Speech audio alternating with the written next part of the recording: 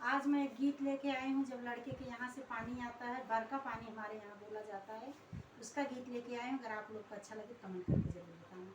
कहवा के सेंट साबुन, कहवा के पानी, जी के करी बारी बेटी करैया सनान, जी के करी बारी बेटी करैया सनान जी। जौनपुर के